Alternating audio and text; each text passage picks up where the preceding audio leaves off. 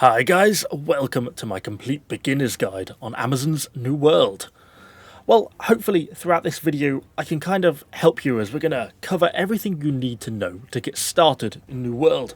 From getting quickly leveled up to understanding gear mechanics and hopefully lots of other helpful little tips along the way. Just as a note, I'm going to be putting a series of timestamps for the different sections throughout this video, so if you are just here for a specific topic, feel free to jump ahead and find that section. But I want to kick things off with questing and character leveling. This is really the core of the game, and with the exception of a few bits like corrupted portals and elite zones, it is questing that will be leveling your character up to 60. But before we break too far down into questing, I just want to give you probably the most important tip of the game, and that is spawn dying. For example, say you've taken a handful of quests that are a few kilometers outside of town. You complete them, and now you need to spend the next 15 minutes walking back to town. Or do you? Well, no. Instead, you can press escape, game menu, respawn, your character will die, and it will give you the option to spawn back at the nearest settlement, where you can now go and hand in your quests. Of course, there is a consequence for this, and that is gear durability damage. But in the early stages of the game, you'll be changing gear so often it really isn't worth worrying about, and the time you'll save by respawning easily surpasses this as a negative.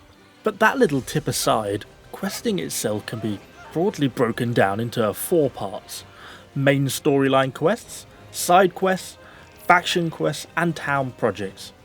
The main storyline quests are only going to be available at sort of set level milestones, and whilst it can give some great XP rates, it certainly won't be enough to carry you through these different milestones, and you're never going to be getting to 60 that way, so you'll need to be supplementing your leveling with side quests.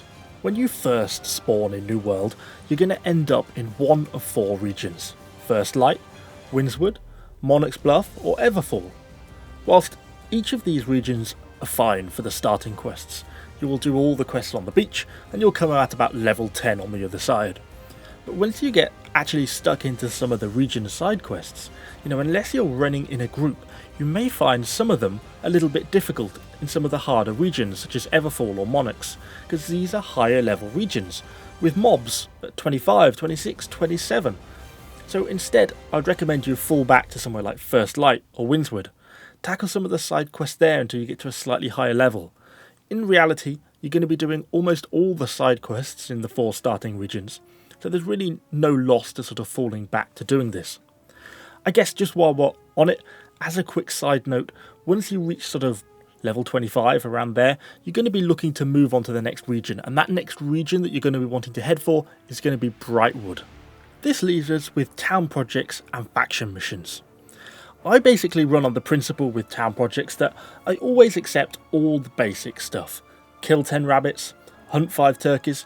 These can easily be done anywhere in New World. It's easy just to be running along and throw a random axe at a rabbit as you run by, then you just slowly complete these quests. They aren't going to give you huge amounts of XP, but if it isn't really costing you anything in terms of extra time, then they are sure worth to be accepting them and completing them as you run through the game. Faction missions will be found at your specific faction representative, depending on if you join Marauders, Syndicate or Covenant. But, broadly speaking, I only tend to pick these missions up if they are sort of along my route. The XP gain is just simply not good enough for me to go out of my way to get these. Obviously, if you do take a PvP mission, it is going to require you to be flagged for the duration of that mission, so you could be engaged by another player. But you do also get the benefit of getting faction currency, which you can spend in the faction store for some cool gear. And you never know, if you're good at PvP, you might actually pick up a kill on another player.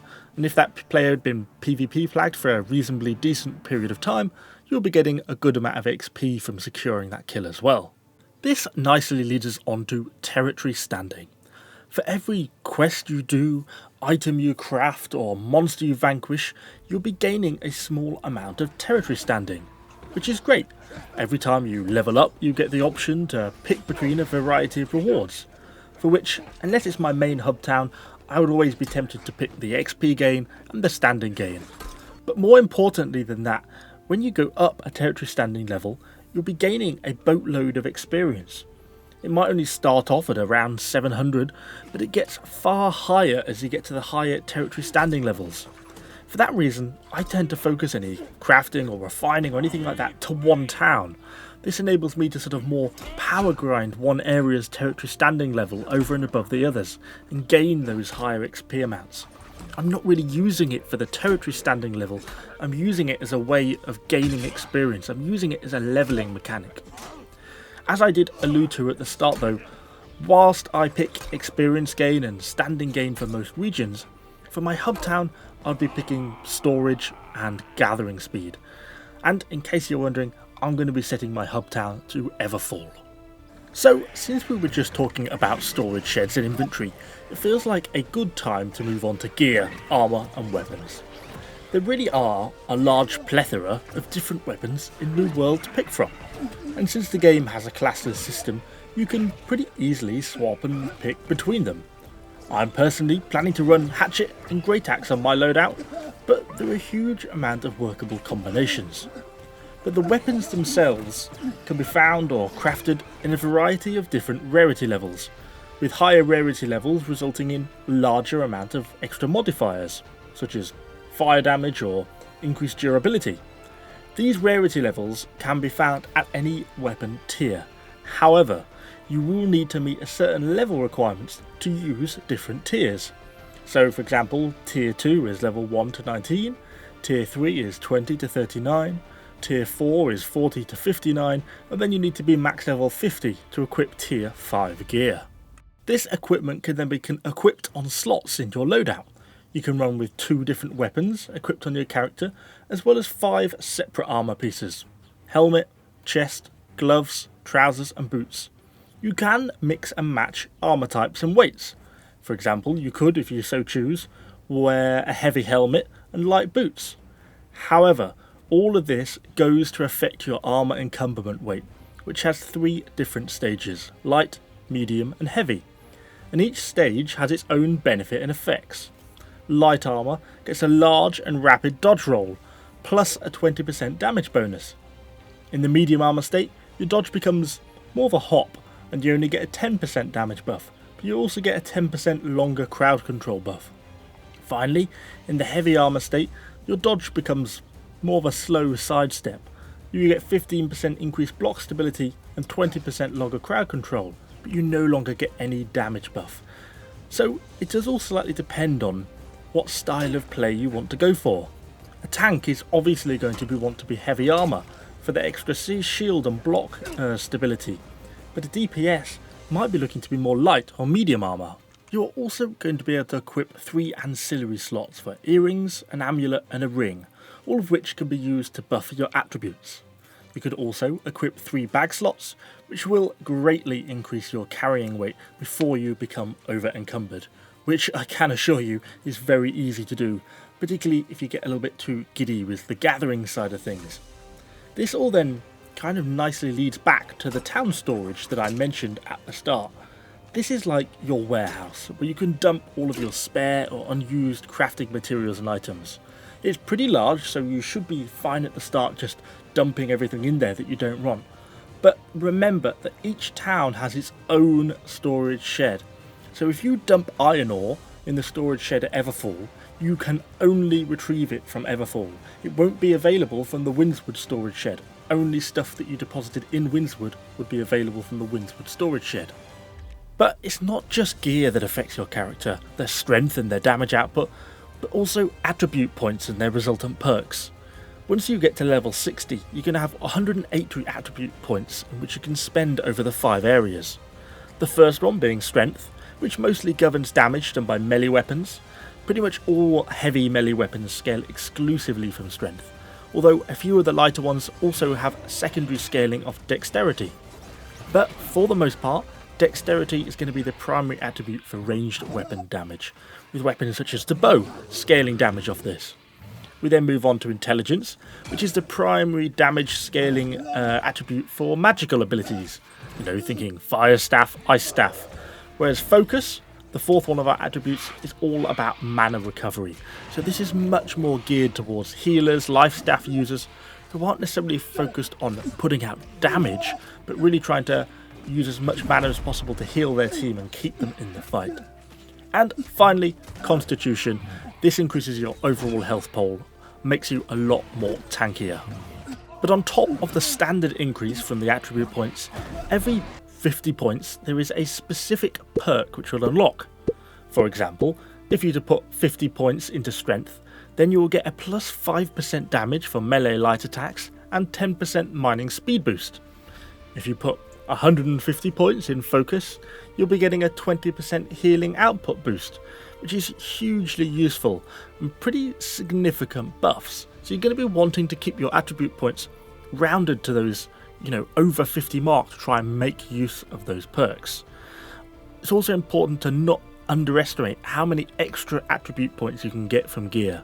This includes gem slots. It can really give your character a huge boost, so consider when you're looking at equipment not only gear score, but the attribute bonuses that may be coming with it if it has an element of rarity to it, and how relevant or useful they are going to be to your character. If you're a main who uses Great Axe, but you've got a pair of boots that have got plus 9 dexterity, that isn't very useful to you, but maybe a slightly worse pair of boots have got plus 7 strength. Well, that is actually a lot more useful to your character. I mean, as we talked about a little bit earlier on in the video, there is a pretty big selection when it comes to weapon types. At launch, the game currently has 11 weapons to pick from, these being sword, rapier, hatchet, spear, great axe, warhammer, bow, musket, fire staff, life staff and ice gauntlet. And yes, that took 4 takes to be able to get through all that lot, all of which are going to have 2 options to pick from on the weapon mastery tree. And it's possible, or it's going to be possible, to earn a total of 20 mastery points per weapon. So you're required to pick basically one of the 2 mastery trees or a hybrid of 2. You're never going to be able to have both of them because you can never get more than 20 weapon mastery points. I'm not going to cover recommended veterancy paths for each of the different weapons in this video, or else it would go on forever. But I'll probably do a separate video focused more on class builds. But bear in mind that you want to be looking ahead at your veterancy trees, planning out how and what weapons you want to use and how you want the weapon to work for you. And finally, I'll just cover that you can reset your attribute points. It's free initially, but then it costs gold after that, but at least you're not sort of locked into it forever. So it's time to move on to crafting. I really quite like the crafting system in New World. It recently got a huge overhaul in the alpha, and now it feels like a system that's both really quite easy to pick up initially, but also feels like it has actually a good amount of depth to it. There are going to obviously be many different types of players here once the New World kicks off. Some of you are going to be here for PvP, some of you are going to be here for group activities and the PvE side of things, and some of you are likely to be very crafting orientated. And that's great. The game does really cater for this, but not in the early game. I guess this might be a little bit controversial, but if you are interested in crafting and that's primarily why you're here, you still need to get that initial grind to at least level 30 or 40 out of the way. Not only does this give you access to star metal harvesting tools at 35, which is going to make your gathering so much quicker, but it also allows you to be a high enough level to gather rarer resource sites without getting sort of overwhelmed and killed by the local monsters.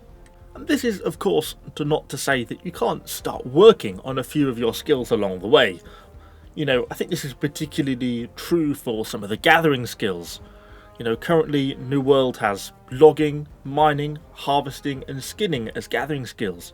And if you're out killing boar or wolves for side quests, then skin away. Passing an iron ore node while walking to a quest along the side of a road, well then pull out your pickaxe. And what bits you do gather, you can of course refine to level up your smelting, woodworking, leatherworking, weaving and stone cutting. Don't forget though about your territory standing level and trying to get that leveled up while you're doing some of these refining. And whilst I would probably personally store these resources, you can use them to start leveling up some of your end game crafting skills, weaponsmithing, armouring, engineering, jewel crafting, arcana, cooking or furnishing. But just remember that leveling up these higher tier crafting skills does take longer in effect, so you really want to get a bit of an idea of which skill you want to specialise in, particularly if you're going to be playing with the guild during the game. And of course, you know, if you're just wanting a really chill game where you don't really care about efficiency at all, then that's fine, just go for it. But if you're aiming to kind of level up with any degree of speed, then do not get too caught up grinding these crafting skills right from the off, because they can be done so much quicker once you've got a few levels under your belt. So we have covered questing and character progression, gear and crafting, and so by now you should start to be having a bit of a good idea of, well, how to get started in New World. But there are still a few more smaller bits and areas to cover. And for now, I want to talk about elite zones and corrupted portals. Back in the alpha, corrupted portals used to be the most efficient way of leveling up. In fact, it got so bad that pretty much just outright skipped the entire questing system and just did corrupted portals instead. However, since then, the respawn rate and XP rewards for corrupted portals have dropped off a bit, making them, well, slightly less attractive. But still a great way of getting a little bit of extra XP and Azoth if nearby. They tend to be much better if ran as a group, and rely as much on territory standing levelling to get the XP as direct XP gain from the portals themselves. You do also get gear drops from the chests, and as I mentioned, you're getting those Azoth rewards, so there are a few side reasons why you might want to run them. So if you're ever nearby a portal with a group, it can be worth knocking out a few portals in a row, because they'll normally spawn around a central monolith. It's also worth pointing out that in the first few days of the game, corrupted portals likely won't spawn, because it takes a little bit of time for them to initialise. Elite zones are areas on the map with unique monsters. For example, there is one available in the southern part of Monarch's Buff, and the XP rates are generally not as good though as if you were working through side quests. But often you'll be able to get a kill quest from the faction representative for the elite zone, and elite zones do generally have better gear drop rates, so they can be an effective way of gear farming if you're not sort of just after the direct highest rate of XP gain. Guild, land ownership and player housing. Guilds in New World are known as companies and can consist of up to 100 players. They are led by a governor and can fight for and claim land in New World. All the regions in New World can be captured, and at the start of the server they are going to be just available to purchase directly for gold, but after that they can be fought over in territory wars. Initially, opposing factions will be required to run faction missions in the enemy territory to undermine its standing. Then they can declare war and effectively initiate a 50v50 siege battle at the region's fort to decide the owner of the region. It is worth pointing out that of course factions or guilds of the same faction cannot go to war with each other, so if you're in Covenant and a Covenant faction owns the region you want, you cannot capture that region. But owning a town in New World is more than just getting to hang your flag over the gate. You also get to decide which town projects to initiate, whether you want to upgrade the smelter first or the cooking station. You get to set the tax rate and reap the rolled rewards of that income. You also get region specific perks will apply to your company and faction and much more.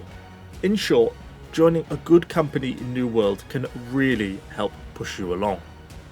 On top of all this though is player housing. You can have a house in any of the settlements in New World. Your company or faction does not need to own the region for you to be allowed to build a house there. You just need to meet the minimum faction standing requirements in terms of your territory standing, have sufficient gold to buy and upkeep the property, and great, you've just earned yourself a house and a new respawn point. You can choose to furnish the property to your liking and gain certain bonuses from it as well. So, expeditions and invasions. Expeditions were fairly recently introduced to the game to try and sort of add more content to the mid and late tier game. And they work in the way you would kind of expect them to for a sort of a dungeon event. There were currently 6 of these sort of dungeons or expeditions planned at launch, with the first being available at around level 25, that being called Amrine Excavation. And whilst doing these expeditions aren't generally worth running, too regularly from an XP gain point of view. They will come up in the game from time to time in terms of side quests, and are well worth doing at least a few times. If nothing else, they are really quite awesome little events and really fun to run. Invasions then are these 50-player fort defense events, but unlike in territory wars, it's not 50 players versus another 50 players, but instead 50 players versus waves of corrupted AI. If the fort defenders manage to hold the fort, then large amounts of XP rewards are earned, but fail and the town will likely take damage and get downgraded, which can be a bit of a pain after all that time you spent working on town projects. Always worth getting into the invasions really if they're available, because they are a pretty decent source of XP, even if you do fail to actually hold the fort. But before we wrap this whole thing up, there are a few little extra small little tips and tricks that I just didn't quite know where to put them in this guide. First up, lore documents and notes. These are those glowing blue little bits of lore dotted around New World. They may seem completely irrelevant, but you actually get a small amount of XP for reading them for the first time. But the more you read, the more experience you get for each new one. So first time round you might get 40 experience for the first 10, but then for the 11th one you're now going to get 60 experience every time you open them. So always open them when you are passing by. They are well worth it. You don't need to actually read the text, but always open the lore notes. Recall shrines were also recently added into the game. They sort of look like a sort of mini obelisk, and you need to visit them to actually get them to activate. But once activated, they allow you to fast travel straight back to them from a town, which is hugely useful when you want to travel quickly and are just prepared to stump up the Azoth to do it. And as a quick side note, whilst we're here, there is actually one that is very close to Jonas the Hermit. When you start the main quest, make sure you unlock that one. You will thank me later, because you will be visiting that guy quite a lot. Also, don't forget the respawn dying I mentioned at the start of this video. It really is a very effective way of moving around the map for free.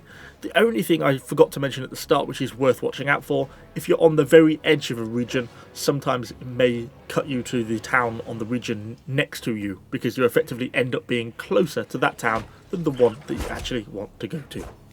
But anyway, I think that really covers everything that I wanted to in this sort of video guide beginners thing.